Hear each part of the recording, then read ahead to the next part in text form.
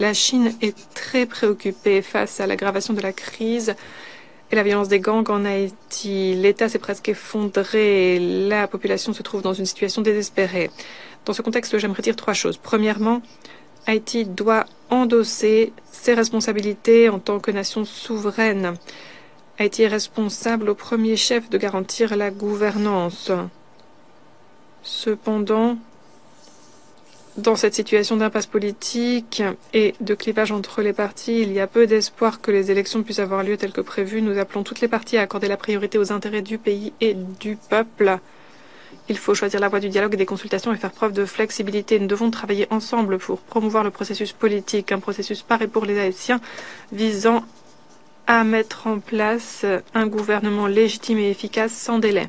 Nous exhortons les autorités haïtiennes à laisser derrière elles la mentalité consistant à compter sur l'étranger ou à demander de l'aide à l'étranger. Il faut renforcer les capacités de réaction aux crises et la résilience des autorités haïtiennes elles-mêmes. C'est la pierre angulaire des capacités haïtiennes à sortir de la crise efficacement et un fondement nécessaire pour que toute aide extérieure ait des résultats. Ensuite, l'appui extérieur doit pouvoir donner des fruits.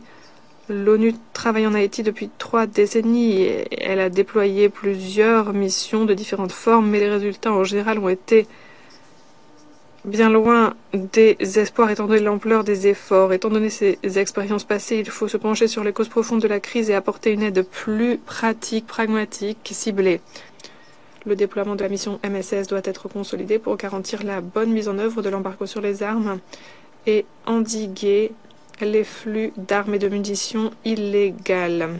Concernant la situation humanitaire, il faut mobiliser les ressources de la communauté internationale, engager toutes les parties à continuer d'apporter plus d'aide à la population haïtienne pour alléger ses souffrances.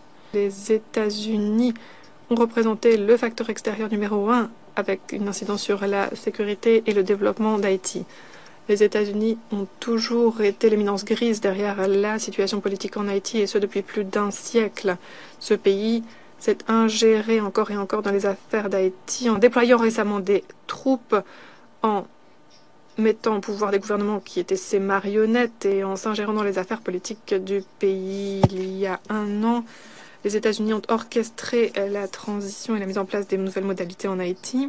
Mais maintenant, après le changement de gouvernement aux États-Unis, les nouvelles autorités américaines ferment les yeux sur la situation en Haïti malgré le chaos.